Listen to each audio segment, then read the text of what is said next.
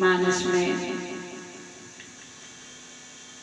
याज्ञवल्क्य जी, भारद्वाज जी संवाद,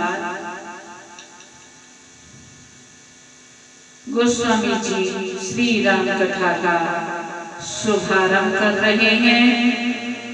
तीर्थराज प्रयाग से यह श्री रामचरितमानस एक सरोवर है। जैसा कि हम सब जानते हैं कि सरोवर के 4 घाट होते हैं, ठीक इसी प्रकार मानस सरोवर के भी 4 घाट हैं।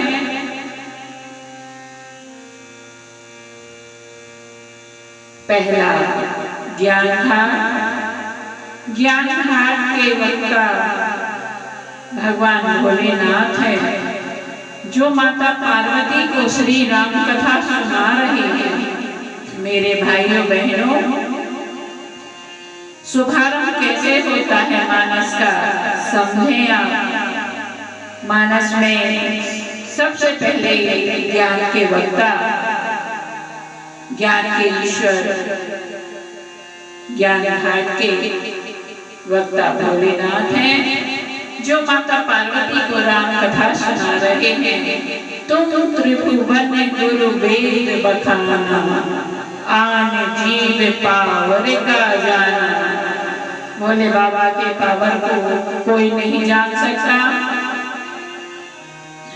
भक्ति घाट, पति के घाट पर कालभूषण जी महाराज नीलगिरी पर्वत पर बैठे हैं।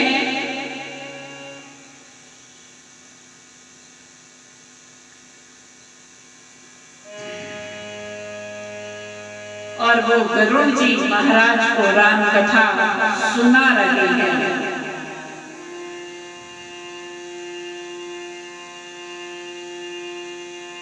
कर्म घाट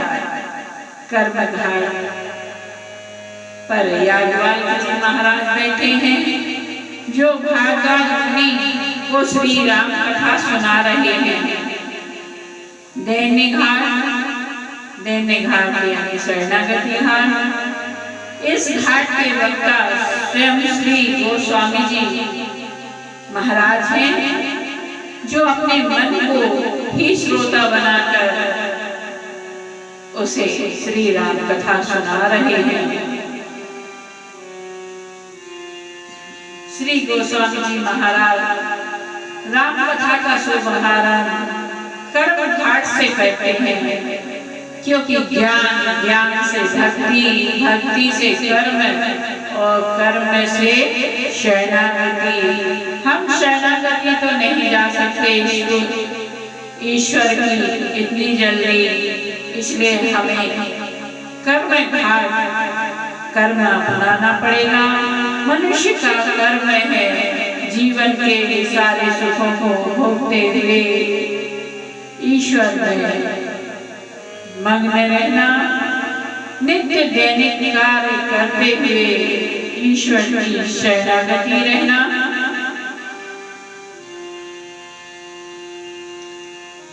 क्योंकि हमारे जीवन में कर्म भी तो महत्वपूर्ण है। कर्म नहीं करेंगे तो फल कैसे मिलेगा, और फल की आशा हमें नहीं रखना चाहिए। फल तो ईश्वर के हाथ में है, कुछ प्रारब्ध के, कुछ इस जन्म के।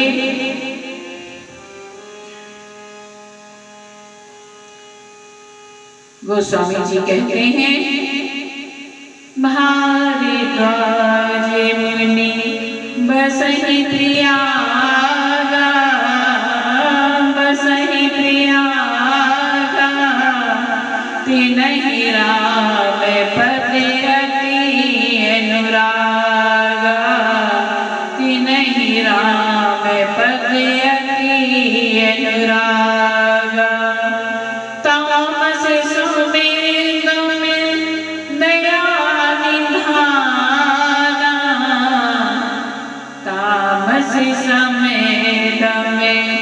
दया निधाना परमारथे पथे परम सुजाना परमारथे पथे परम सुजाना।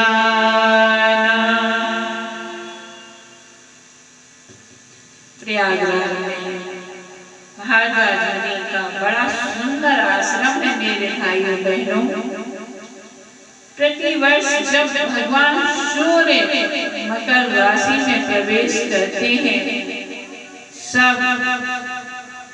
सभी लोग त्रिवेणी स्नान करने के लिए तीर्थराज प्रयाग पधारते हैं।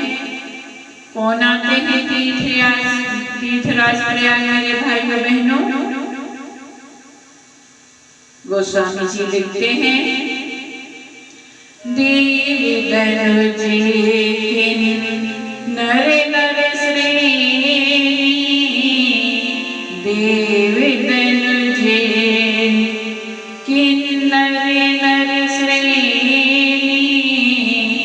सागर मंजहि सकल त्रिवेणी, सागर मंजहि सकल त्रिवेणी। देवता दैत्य किन्नर मनुष्यों के समूह सब आकर पूर्वक आकर त्रिवेणी संगम में स्नान करते हैं।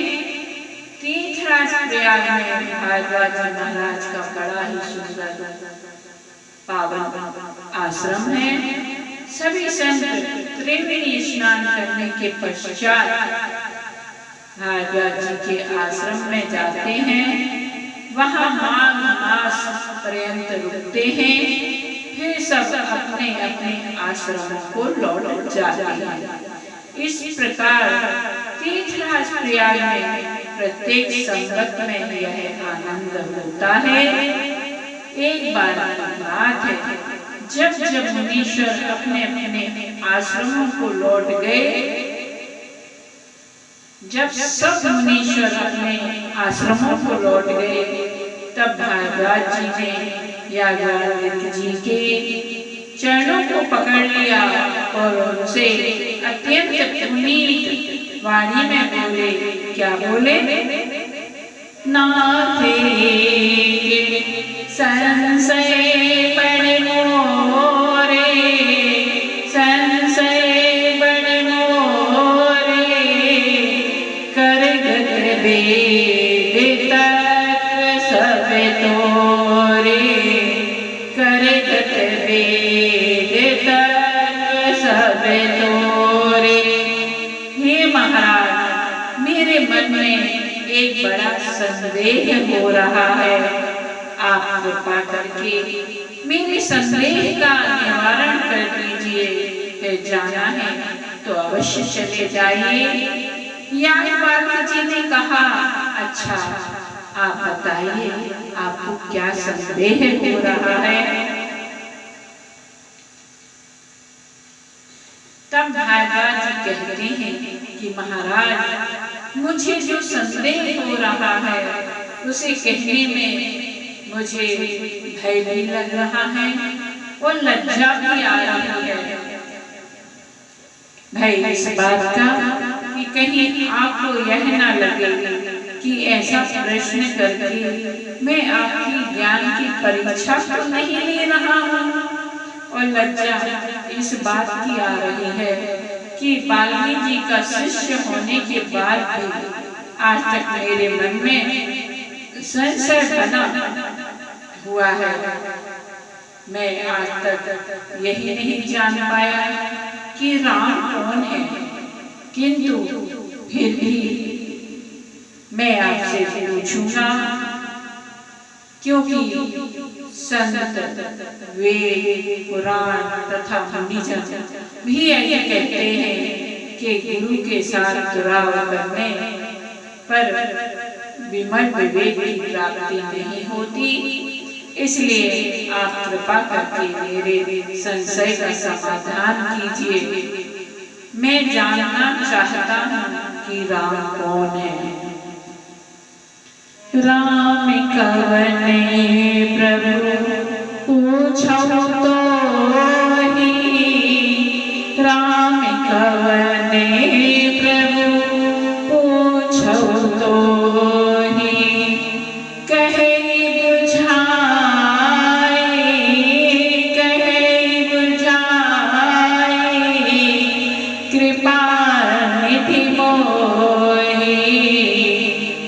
कृपा निधि मोहि। महाराज बड़ा सीधा सा प्रश्न कर रहा हूँ मैं, कोई घुमा फिरा कर नहीं कर रहा कि राम कौन है। भोले बाबा से माता पार्वती भी यही प्रश्न पूछ रही है कि राम कौन है। काकभूषणी से गरुड़ जी महाराज भी यही प्रश्न कर रहे हैं कि राम कौन है। सभी को इसी बात का संशय है कि राम कौन है। याज्ञवल्क्य जी मुस्कुराते हुए कहते हैं, मेरे भाइयों बहनों, कि आप अपनी बुद्धि से बताइए आपको क्या लगता है कि राम कौन है। भागवत जी कहते हैं कि महाराज राम जी का चरित्र में क्या, राम जी का चरित्र तो सारा संसार जानता है। राम एक राम अवधेश कुमारा, एक राम अवधेश कुमारा, तिन कर चरिते विदिते संसारा, तिन कर चरिते विदिते संसारा। नारी बिरहे दुख लहे अपारा, नारी बिरहे दुख लहे अपारा, भयउ रावण मारा, भयउ रोष रावण मारा। हे देव, क्या है श्री राम का चरित्र। श्री रामचरित्र पर मीठा व्यंग करते हुए भारद्वाज जी महाराज कहते हैं कि उन्होंने स्त्री के विरह में अपार कष्ट उठाया और क्रोध आने पर रावण का वध कर दिया। मेरे समझ से तो यही रामचरित्र है। किंतु हे प्रभु, मैं आपसे जानना चाहता हूँ, क्या दशरथ नंदन राम ही परब्रह्म राम अथवा परब्रह्म राम कोई और है? और दशरथ नंदन राम कोई और है? कृपा करके मेरे संशय का समाधान कीजिए, मुझे विस्तार से राम कथा सुनाइए, जिससे मेरे सारे संशय का समाधान हो जाए। जैसे मिटे मोर भ्रम भारी, जैसे मिटे मोर भ्रम भारी, कहु सो कथा नाथ विस्तारी, कहु सो कथा नाथ विस्तारी। भारद्वाज जी ने इन वचनों को सुनकर, भारद्वाज जी के इन वचनों को सुनकर याज्ञवल्क्य जी को हंसी आ गई, क्योंकि भारद्वाज जी को भी पता है कि उनके संशय की निवृत्ति राम कथा से ही संभव है। अब जिस रोगी को रोग के उपचार में व्यक्त होने वाली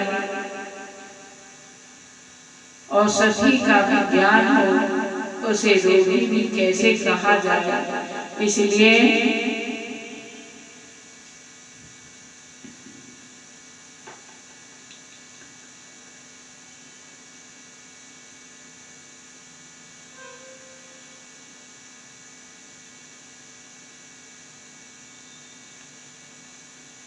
याज्ञवल्क्य जी कहते हैं,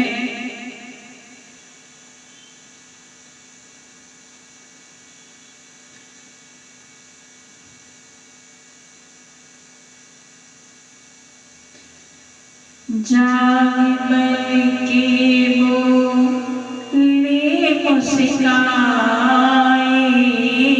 जाग बल के वो ले मुस्काए, तुम ही विदिते रघुपति प्रभुताए। याज्ञवल्क्य जी मुस्कुराते हुए कहते हैं कि हे भारद्वाज, आप श्री राम जी के प्रभाव को, तत्व को जानते हैं। बस आप भगवान श्री राम की मंगलमय कथा को सुनना चाहते हैं, इसलिए आप ऐसे प्रश्न कर रहे हैं जैसे आप कोई महामूर्ख हो।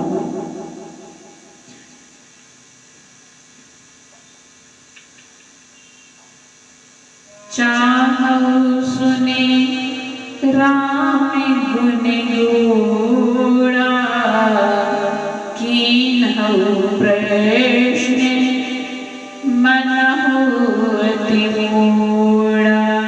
हे भार्गव, जैसा संदेह आपको हुआ है ऐसा ही संदेह माँ पार्वती को हुआ था, और तब महादेव जी ने विस्तार से राम कथा सुनाई थी।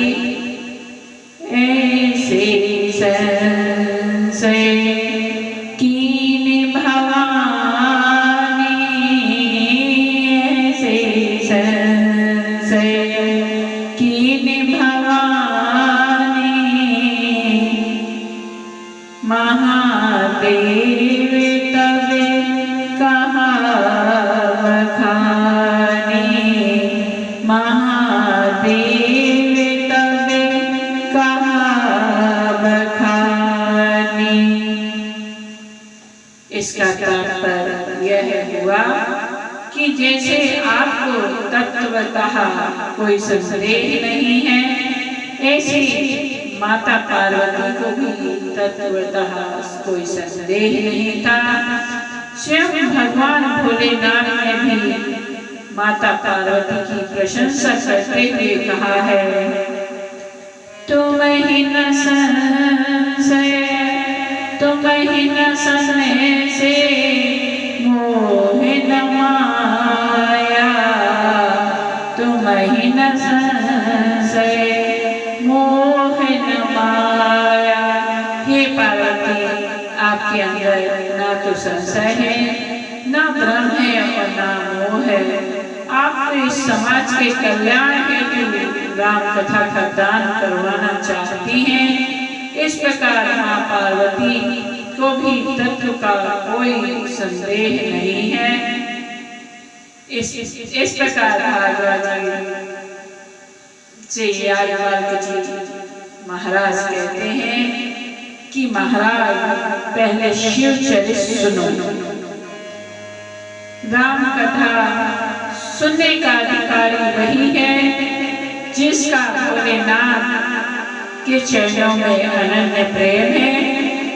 जिसने भोले बाबा की भक्ति की है उसने स्वतः ही राम जी को पा लिया, क्योंकि भोले बाबा ने ही तो हनुमान के रूप में अवतार लिया है मेरे प्रभु श्री राम की सेवा करने के लिए, और साथ में उनकी पत्नी है भोले बाबा के साथ में। लोगों ने भ्रम बना दिया है कि हनुमान जी को स्त्रियां नहीं स्पर्श करती हैं। हनुमान जी बाल ब्रह्मचारी हैं, हम मानते हैं, पर हनुमान जी की पूंछ में माता पार्वती का वास है। जब भोले बाबा ने अवतार लेने की बात कही तो माता पार्वती ने कहा कि देव, मैं भी आपके साथ चलूंगी। क्योंकि आपने मुझे अपने आधे अंग में स्थान दिया है। तब भोले बाबा कहते हैं कि देवी, इस अवतार में मैं कोई शादी नहीं करूँगा, मैं तो प्रभु के काज के लिए ही जा रहा हूँ। तब देवी ने कहा, प्रभु मैंने कब कहा कि शादी करिए, बस मुझे अपने अंग में स्थान दे दीजिए। तब भोले बाबा ने अपनी पूंछ में माता पार्वती को स्थान दिया है।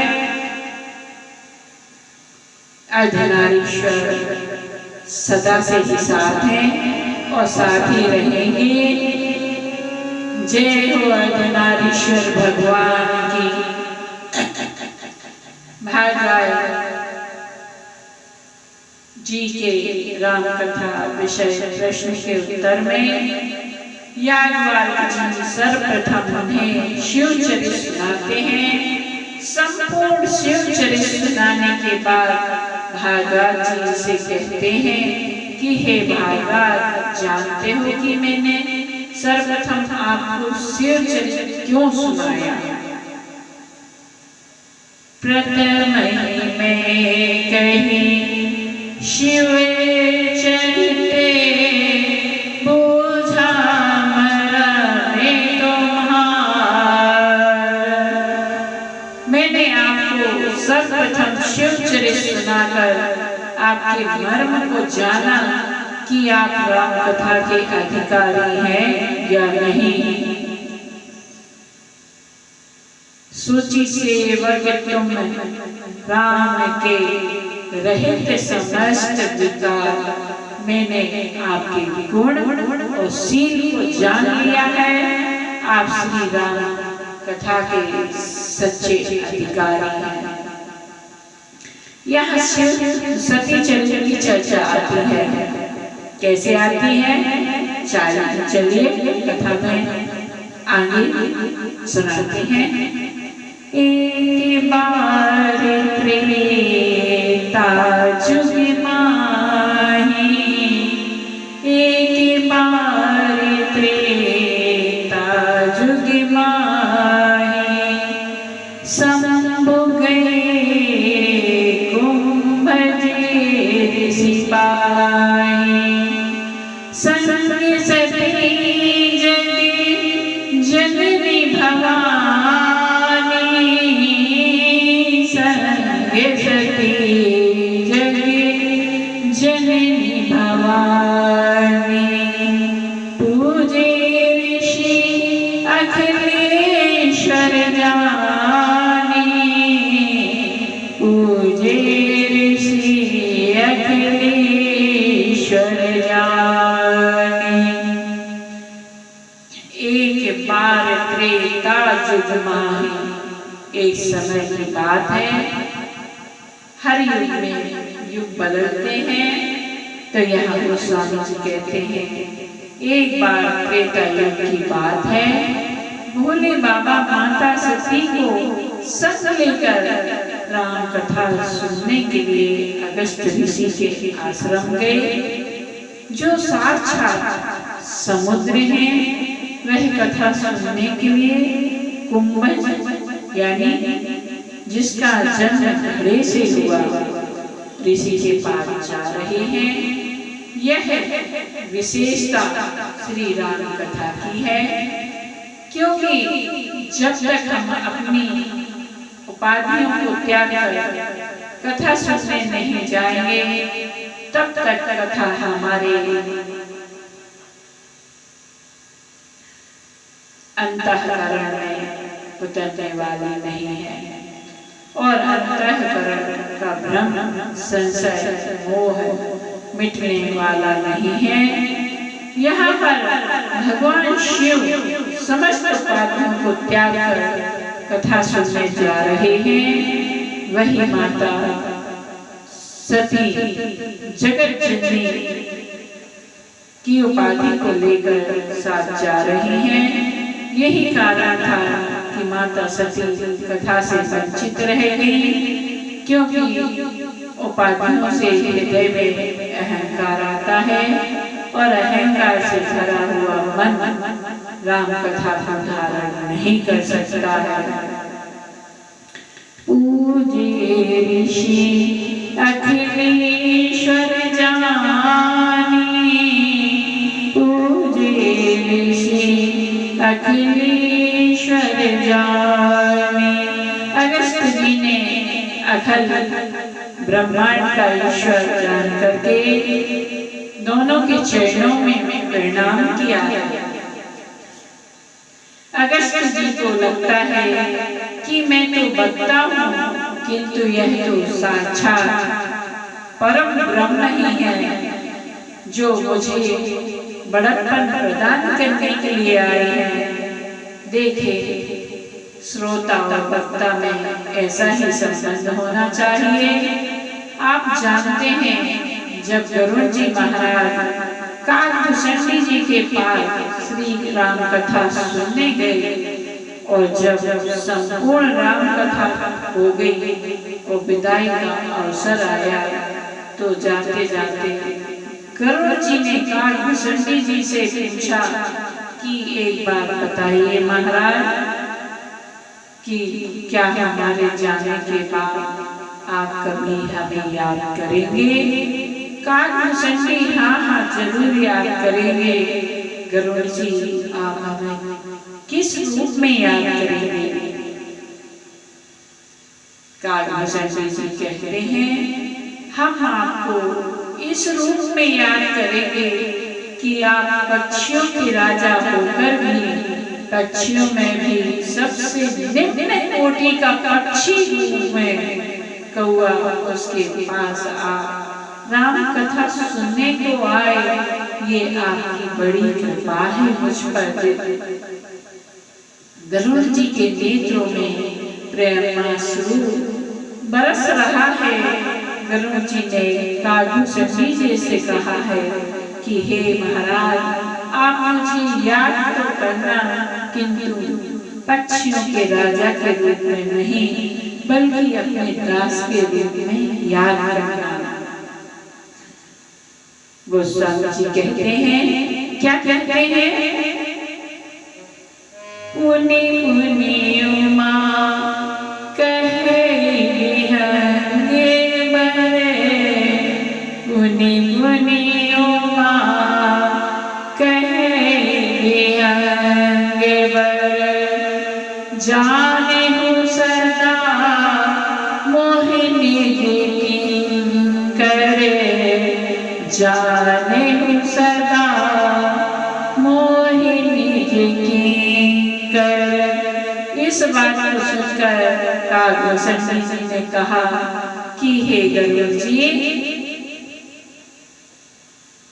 तुम ही न संशय मोहिन माया, मोह परे नाथ कीने तुम्हें दाया। आपको ना तो संशय है, ना मोह है, ना माया है। और हे गरुड़ जी महाराज, मुझे तो ऐसा लगता है कि आप मेरे पास स्वयं चलकर नहीं आए, बल्कि मुझे बड़प्पन प्रदान करने के लिए श्याम रघुनाथ जी ने ही आपको मेरे पास भेज दिया।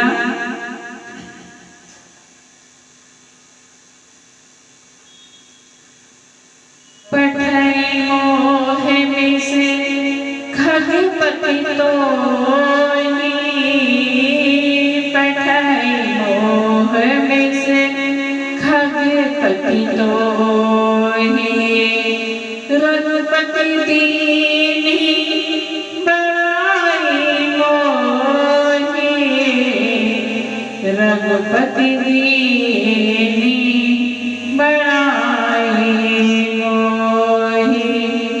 इस प्रकार जब श्रोता एवं वक्ता में एक दूसरे के प्रति श्रद्धा का भाव होता है, तभी कथा सार्थक सिद्ध होती है।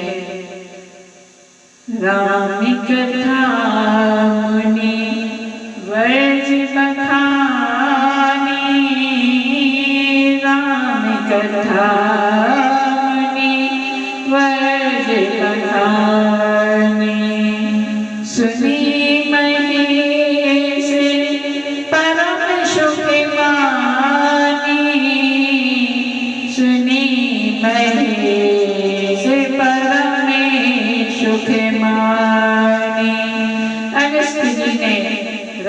कथा बखान करके कही, किंतु सुनी महेश सती माता अभिमान के कारण कथा से वंचित रह गए।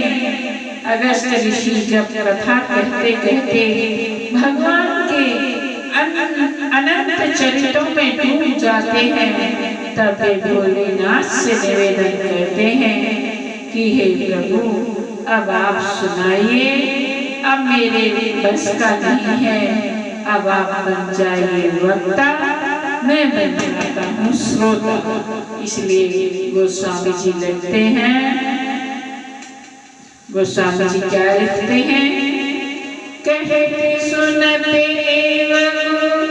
पति गुण गाथा, कहते सुनते पति गुण गाथा, कछु दिन रही गिरिनाथा, कछु दिन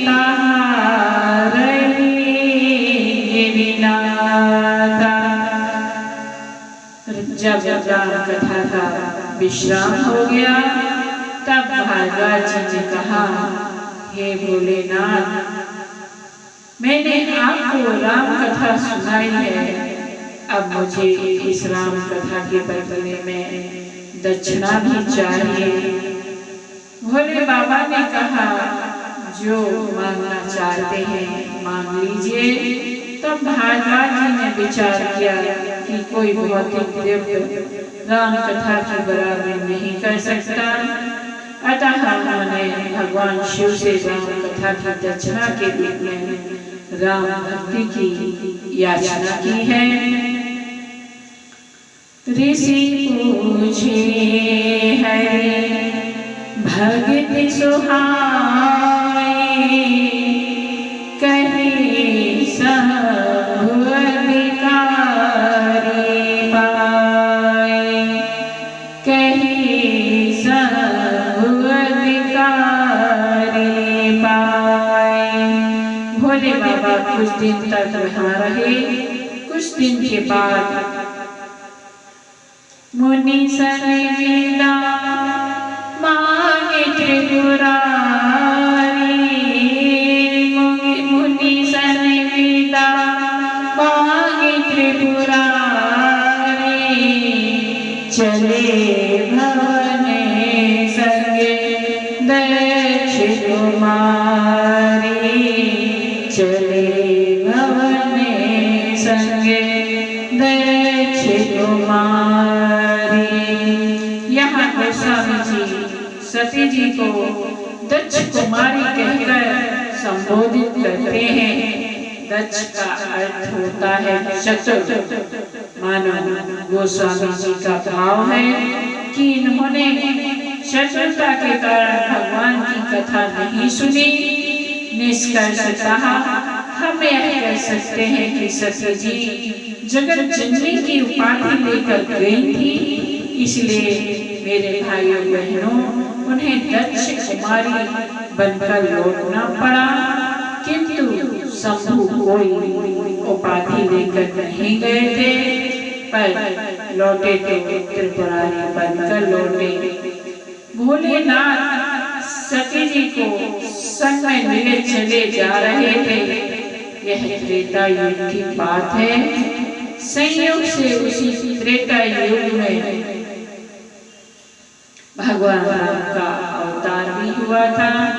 पिता के वचनों को मानकर भगवान श्री राम वनवासी बने दंडक वन में विचरण कर रहे हैं, घूम रहे हैं।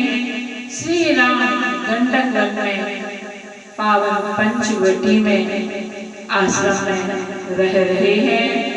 संयोग ऐसा था कि उसी त्रेता युग में भोले बाबा अगस्त्य जी से राम कथा सुनकर दंडक वन से जा रहे थे।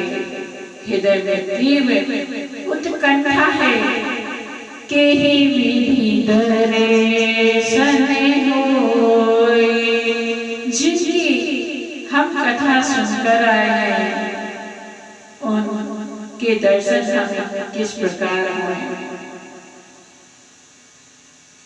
भोले बाबा तो प्रभु के दर्शन पाते ही गदगद हो गए।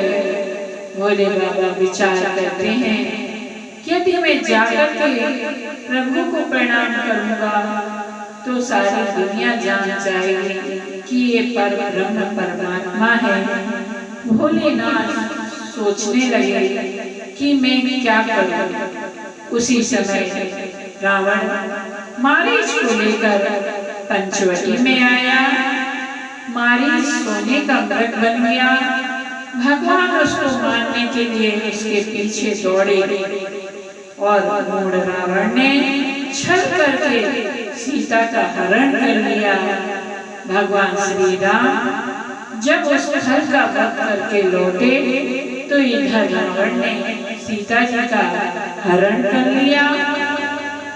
भगवान राम ने आश्रम को श्रीहीन पाया और भगवान विरही के जैसे विलाप करने लगे।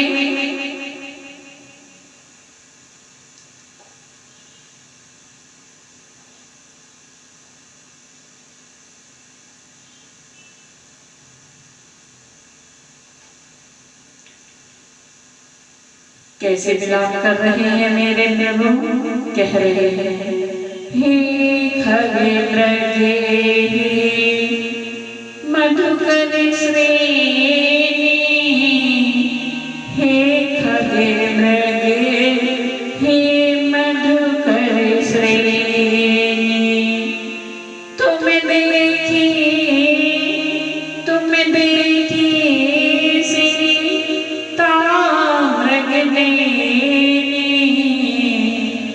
देखी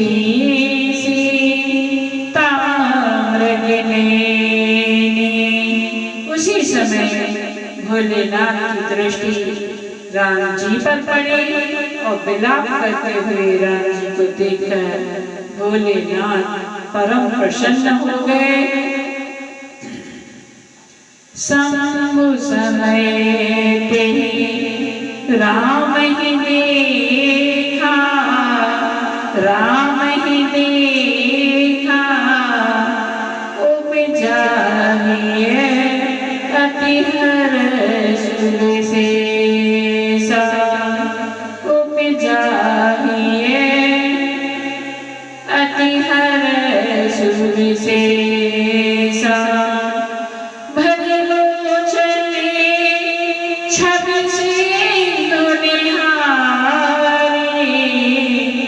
उसमें जानना कीने चिन्हारे, उसमें जानना कीने चिन्हारे। भोलेनाथ के नेत्रों से प्रेमाश्रु बरस रहे हैं और हृदय में अत्यंत हर्ष हो रहा है। एक बात बताइए मेरे भाइयों बहनों, किसी को रोते हुए देखकर तो हमें भी रोना आ जाता है। फिर भगवान श्री राम के विलाप करने पर शिव जी को हर्ष क्यों हो रहा है? इसके दो कारण हैं। पहला तो यह है भगवान शिव ज्ञान घाट के वक्ता हैं और उनको यह भली भांति ज्ञात है कि भगवान श्री राम नर लीला कर रहे हैं। चरित करते नरे अनुहरते संस्कृति सागर से तू। दूसरा कारण यह है कि भोलेनाथ और भगवान श्री राम के आपस में तीन संबंध हैं। स्वामी, सेवक, सखा, सेवक के। ये एक दूसरे के स्वामी भी हैं, सेवक भी हैं और सखा भी हैं। मान लीजिए रामलीला में हमारा कोई मित्र भरत का अभिनय करे और इतना तादात्म्य हो जाए कि उसके अभिनय को देखकर सारे श्रोता रोने लगे। किंतु एक बात बताइए, पर्दे के पीछे बैठा उसका मित्र रोएगा कि हंसेगा? बोला, बोलो। उसका मित्र तो प्रसन्न ही होगा। वाह मित्र, तुमने क्या सुंदर अभिनय किया कि सभी श्रोताओं को रुलाकर रख दिया। इसी प्रकार जब श्री राम स्वयं रामलीला करने के लिए आते हैं, सारी धरती ही उनका रंग मंच बन जाती है और पर्दे के पीछे खड़े भोलेनाथ अपने मित्र के सुंदर लीला को देखकर प्रसन्न होते हैं कि वाह मित्र, आपने क्या सुंदर अभिनय किया कि चैतन्य की बात ही क्या, जड़ों को भी रुला कर रख दिया। हर्ष के इसी अतिरेक में भोले बाबा के हृदय से निकल पड़ा, क्या निकल पड़ा? जय सच्चिदानंद जग पावने, जय सच्चिदानंद जय जग पावने।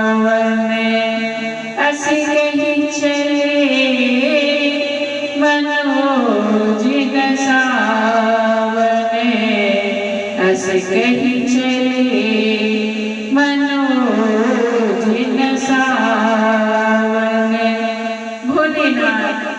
जय सच्चिदानंद कहकर भगवान श्री राम को प्रणाम करते हैं और बार बार पुलकित होकर कैलाश की ओर प्रस्थान करते हैं। माता सती ने जब भोलेनाथ की इस दशा को देखा तो उनके हृदय में संदेह हो गया।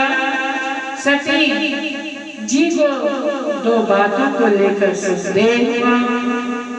पहला कि मेरे पति तो जगत पति हैं, इन्होंने एक साधारण से राजकुमार को प्रणाम किया। दूसरा प्रणाम क्या तो किया, वो भी सच्चिदानंद कहकर प्रणाम कर रहे हैं, जिनको यह भी नहीं पता कि उनकी पत्नी का हरण किसने किया है, वह सच्चिदानंद स्वरूप कैसे हो सकते हैं। सती माता के मन में अपार संशय हो गया। यद्यपि सती माता ने प्रकट करके भोलेनाथ से कुछ नहीं कहा, किंतु अंतर्यामी भगवान शिव सब जान गए। भोलेनाथ सती मैया से कहते हैं, क्या कहते हैं? सुने सती तब नारी स्वभाव, संशय सेना धरे गाओ। हे देवी, माताओं के स्वभाव में थोड़ा संशय होता ही है, इसलिए भोले बाबा कहते हैं आपका नारी स्वभाव है, संशय मत कीजिए। यह साक्षात परब्रह्म परमात्मा है। ये वही परब्रह्म परमात्मा है जिनकी कथा हम अभी अगस्त जी से सुनकर आए हैं और जिनकी भक्ति मैंने अगस्त जी को प्रदान की। यह मेरे वही इष्ट देव रघुवीर हैं। बड़े बड़े सिद्ध जन मुनींद्र सदा जिनका ध्यान करते हैं। मुनि धीर जोगी शील संतत विमल मन जी ध्यावहि, कहिने तिन गम पुराणे आगम जासु कीर्ति गाए। सोई राम व्यापक ब्रह्म भुवन, निकाय पति माया धने।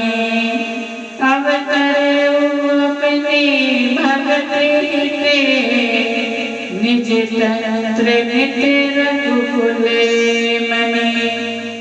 भोले बाबा बार बार समझा रहे हैं सती जी को, किंतु सती माता के मन में वे उपदेश बैठ नहीं रहे हैं। अतः भोले बाबा जान गए कि यहाँ तो भगवान की माया ही कार्य कर रही है।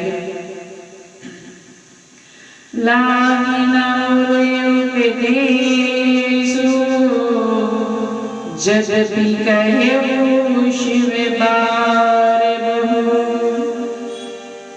बोले बिहसी महेशु हरि माया बन जानिए। भोलेनाथ भी समझ गए यहाँ तो भगवान की माया कार्य कर रही है। अतः मुस्कुराते हुए भोले बाबा सती माता से कहते हैं, क्या कहते हैं? जो तुम मेरे मन अति ससुरे हो, अति ससुरे हो, तो किन जाई परीक्षा ले हो, तो किन जाई परीक्षा ले हो। जैसे जाए मोह भ्रम भारी, करे सुजतन विवेक विचारी, करम सुजतन विवेक विचारी। भोले बाबा कहते हैं, जिस किसी प्रकार से देवी आपका मोह दूर हो जाए आप वही जतन कीजिए, लेकिन ध्यान रखना देवी विवेक से विचार कर ही परीक्षा लेना। सती माता परीक्षा लेने के लिए आई। भोले बाबा ने कहा था 2 शब्दों को याद रखना, पहला विवेक, दूसरा विचार। सती माता ने विवेक को छोड़ दिया। विवेक की प्राप्ति सत्संग से होती है। सती माता ने मन लगाकर राम कथा नहीं सुनी थी, इसलिए विवेक नहीं मिला। पुनि पुनि हृदय विचार करी, धरि सीता कर रूप, आगे होई चली पंथ तेरी, जेहि आवते नरभूप। सती जी में विचार तो है किंतु विवेक नहीं है। कई बार विवेक ही विचार ही हमारे पतन का कारण बन जाता है। सती माता ने विवेक से विचार नहीं किया। परिणाम स्वरूप उन्होंने सीता जी का रूप धारण कर लिया और राम जी के आगे आगे चलने लगी। सती जी ने सीता जी का रूप तो बना लिया, परंतु सीता जी का स्वभाव नहीं बना पाई। सीता जी कभी भी भगवान राम के आगे नहीं चली। तो आज जब सती जी ने सीता जी का वेश बनाया तो वे भगवान राम के आगे आगे चलने लगी। लक्ष्मण जी की दृष्टि पड़ी। लक्ष्मण देखे उमाकृत वेशा, लक्ष्मण देखे उमाकृत वेशा, चकित भय भ्रम हृदय विशेषा, चकित भय भ्रम हृदय विशेषा। लक्ष्मण जी को सती जी ना तो सती जी के रूप में दिखी और ना ही सीता जी के रूप में दिखी, बल्कि लक्ष्मण जी के तो सती जी उमा अर्थात पार्वती के रूप में दिखाई पड़ी।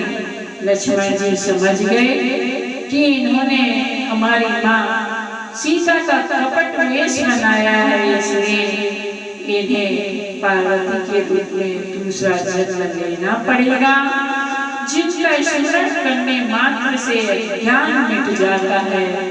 ऐसा सर्वज्ञ प्रभु श्री राम ने जब सती जी को सीता जी के रूप में देखा तो भगवान समझ गए सती जी उनकी परीक्षा लेने के लिए आई हैं।